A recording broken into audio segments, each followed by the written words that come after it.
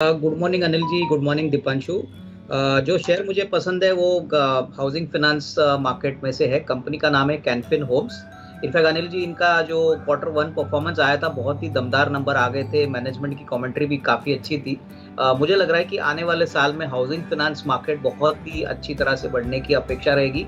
Already जो Tailwind है real estate से वो काफ़ी स्ट्रांग है और इनका जो कस्टमर बेस है ज़्यादातर साउथ बेस्ड है और सैलरीड और सेल्फ एम्प्लॉयड जो लोग होते हैं उन्हीं को ये लोन देते हैं। तो मेरे ख्याल से अगर 12 से 15 महीने की अवधि ले ले तो मैं समझता हूँ कि 670 675 का एक टारगेट प्राइस पॉसिबल है। तो अच्छा वैल्यू है इस करंट लेवल्स पे, तो ज़रूर खरीदना चाहिए। और दूसरी बात अनिल जी, आपने सुबह एक्सिस बैंक के ऊपर कमेंट किया कि लोन बुक ग्रोथ धीमा है। ये डेफिनेटली एक थोड़ा नेगेटिव सरप्राइज कल के नतीजों में आया था, लेकिन मुझे लग रहा है कि करंट लेवल पे रिस्क रिवॉर्ड काफ़ी अच्छा लग रहा है। मुझे लग रहा है कि 3 साल के ट्रांसफॉर्मेशन जर्नी के बाद एक्सिस बैंक ने बहुत दमदार नंबर दिखाया और आने वाला साल मुझे लग रहा है कि पिछले साल के हिसाब से बहुत ही स्ट्रांग रहेगा। इनफैक्ट मुझे लग रहा है कि मैनेजमेंट की कमेंट्री और जो हेड टेलविंड्स अभी है बैंकिंग सेक्टर के लिए, इसमें अभी जो प्रीमियम आईसीआईसीआई बैंक को मिलता है एक्सिस बैंक के ऊपर, कहीं ना कहीं अगले 6 से 12 महीने में आपको एक्सिस बैंक में भी अच्छी री रेटिंग देखने को मिलेगी। हालांकि लोन बुक ग्रोथ बढ़ना जरूरी है, बट डेफिनेटली इनका कासा और लोन बुक ग्रोथ ये दो जो फैक्टर्स थे वो थोड़े से कमजोर थे इस क्वार्टर में। अनुमान है कि आने वाले क्वार्टर्स में ये इंप्रूव होगा। तो यहाँ पे मुझे लग रहा है कि थोड़ा सा खरीदना चाहिए अगर डिप मिलता है, जो मुझे लग रहा है नहीं मिलेगा, बट डेफिनेटली अगर किसी को इस लेवल से भी खरीदना है तो अच्छा रिस्क रिवॉर्ड बन सकता है। ठीक बात है। तो एक्सिस बैंक एक और स्टॉक है जहां पर खरीदारी करने की राय आपके लिए आती हुई लॉन्ग टर्म के लिहाज से एक अच्छा स्टॉक ये इन्वेस्टमेंट वाला हो सकता है 870 के टारगेट के लिहाज से। अविनाश जी को 2 स्टॉक्स पसंद है, कैनफिन होम्स और एक्सिस बैंक, ये 2 स्टॉक उनकी लिस्ट में आते हुए। नहीं, मुझे लग रहा है कि देखिए मार्केट में इस शेयर में काफी बिकवाली ऊपरी लेवल से ऑलरेडी हो चुकी है अनिल जी। मुझे लग रहा है कि देखिए नंबर्स में ऐसा कोई बड़ा पॉजिटिव सरप्राइज नहीं है, हम मिक्स टू न्यूट्रल ही कह सकते हैं। लेकिन ऐसे चैलेंजिंग टाइम पे जब सभी को पता है कि फर्स्ट क्वार्टर काफी चैलेंजिंग होने वाला था, तो यहाँ पे इन्होंने एक डिसेंट नंबर दिखाया। मेरे ख्याल से मैनेजमेंट का जो कमेंट्री है, उनका जो आउटलुक है वो काफी पॉजिटिव है। होपफुली हमको लग रहा है कि आने वाले जो क्वार्टर्स रहेंगे वहां पे डेफिनेटली ग्रोथ मोमेंटम रेवेन्यू में काफी स्ट्रांग रहेगा। इस क्वार्टर में मामूली 11-12% का रेवेन्यू बढ़ा है।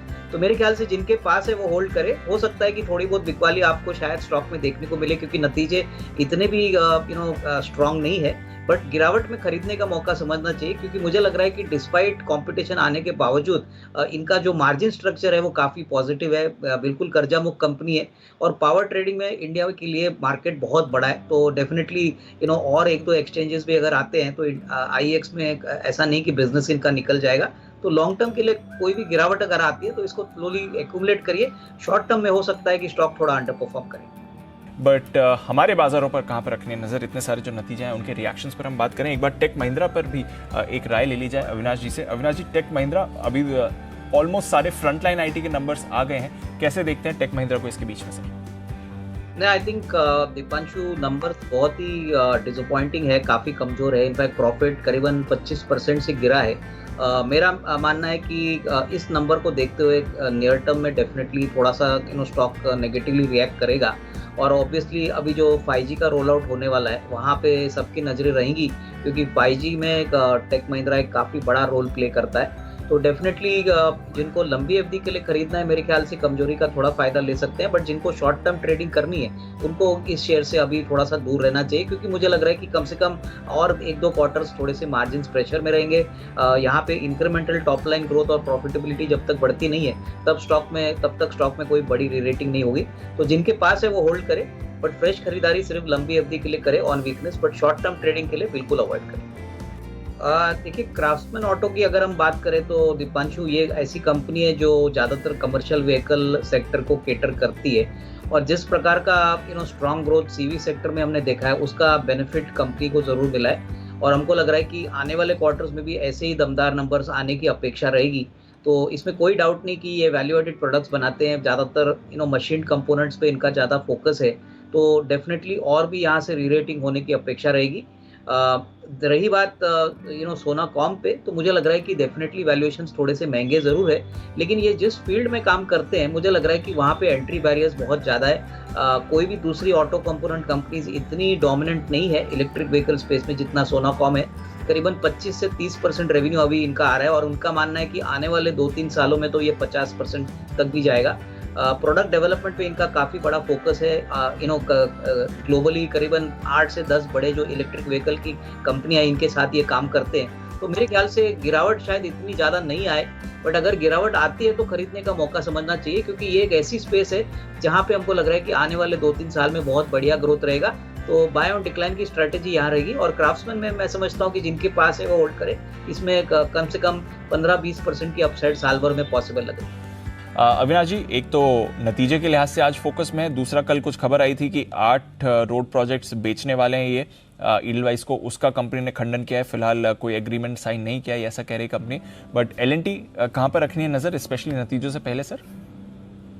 नहीं, बिल्कुल मैं समझता हूँ कि देखिए कैपिटल गुड्स स्पेस में और इंफ्रास्ट्रक्चर डिफेंस के स्पेस में जिस प्रकार का इनका बिजनेस कॉम्बिनेशन है, हमको लग रहा है कि नतीजे काफ़ी अच्छे आने की उम्मीद है। इनफैक्ट ऑर्डर बुक इनफ्लो और ऑर्डर बुक स्टेटस जो भी होगा वहाँ पे मार्केट की नज़र रहेगी और जिस प्रकार की ओवरऑल गाइडेंस कंपनी देगी आने वाले साल के लिए वो भी काफ़ी इंपॉर्टेंट रहेगा।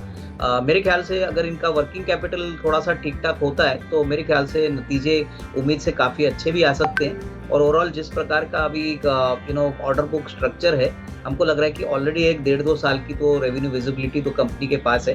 तो यहाँ पे डेफिनेटली जिस प्रकार का अभी इनका सब्सिडरीज का परफॉर्मेंस है, अगर हम LTTS की बात करें, L&T इन्फोटेक की बात करें, तो उम्मीद से काफ़ी अच्छे नंबर्स आ गए। तो overall stand alone as well as consolidated basis पे Deepanshu numbers will be better than expectations. और यहाँ पे मैं समझता हूँ कि रिजल्ट्स के बाद अगर नॉर्मल कोई बिकवाली आती है तो खरीदने का मौका समझना चाहिए। आने वाले साल में अच्छी आउट परफॉर्मेंस दिखाएगी, क्योंकि कैपिटल गुड स्पेस में हमको लग रहा है कि लंबी तेजी आने वाली है। जरा अविनाश जी राय दीजिए जोमेटो पर। इनफैक्ट नील जी, मुझे लग रहा है कि जैसे सुमित जी ने कहा था कि ये 25-30 रुपए वाला स्टॉक होने वाला है। फंडामेंटल्स में इस कंपनी को इवैल्यूएट करने के लिए कोई भी ऐसा नंबर नहीं है जो कॉन्फिडेंस इवोक करे, क्योंकि पहले तो कामकाजी मुनाफा नहीं है, प्रॉफिट आफ्टर टैक्स नहीं है। ऐसे कंपनी को अच्छे बाजार में IPO मिला, यही इनका अच्छा लक फैक्टर था। लेकिन आने वाले दिनों में अगर प्रॉफिटेबिलिटी आती नहीं है और कैश बर्न कंटिन्यू होता है तो मुझे भी लग रहा है कि कम से कम ये स्टॉक काफ़ी भारी गिरावट दिखाएगा। और जिस प्रकार का अभी ये एग्जिट क्लॉज ऑलरेडी ओपन हो चुका है, काफ़ी ऐसे पुराने इन्वेस्टर्स हैं जिनको बहुत कम भाव पे जोमेटो का शेयर मिला है, तो वो डेफिनेटली थोड़ा बहुत तो मुनाफा वसूल करेंगे। तो मैं निवेशकों को यही कहूँगा कि इस शेयर से बिल्कुल निकल जाए। जिनके पास शेयर है वो भी थोड़ा सा हल्का हो जाए, क्योंकि आने वाले दिनों में और भी भारी गिरावट आ सकती है। जी 10 की कमाई का स्टॉक मेरा ओल्ड फेवरेट है, महिंद्रा एंड महिंद्रा। मैं समझता हूँ कि ऐसे खराब बाजार में भी स्टॉक काफ़ी स्ट्रांगली होल्ड कर रहा है। और अभी हाल ही में न्यूज़ फ्लो आया है कि महिंद्रा एक नई ट्रैक्टर फैक्ट्री ब्राज़ील में सेटअप करने वाली है। तो मेरे ख्याल से company not only domestic market but global markets को भी बहुत एग्रेसिवली तरीके से देख रही है। सबसे बड़ी बात, यूटिलिटी व्हीकल्स ट्रैक्टर का बिजनेस जो है वो काफ़ी तेज़ी से इस साल बढ़ने की अपेक्षा रहेगी। मोस्ट इम्पॉर्टेंटली थोड़ा बहुत कमोडिटी प्राइसेस का ईजिंग से इनको मार्जिन में ज़रूर फायदा होगा। तो मेरे ख्याल से जिस प्रकार का लाइनअप इन्होंने प्रोडक्ट्स का लॉन्च किया है, मुझे लग रहा है कि स्कॉर्पियो एन जो अभी रिसेंटली इन्होंने जुलाई में लॉन्च किया है वो भी एक बहुत बड़ा ब्लॉकबस्टर बनेगा। तो ये सब देखते हुए मुझे लग रहा है कि करंट प्राइस या अगर कोई कमजोरी भी आती है तो खरीदना चाहिए। साल भर में मुझे लग रहा है कि 1350-1400 का टारगेट प्राइस पॉसिबल है, तो इसको डेफिनेटली स्लोली एक्यूमुलेट करिए। अच्छा खासा आउट परफॉर्मेंस आने वाले साल में दिखाने की ये कैपेसिटी रखता है।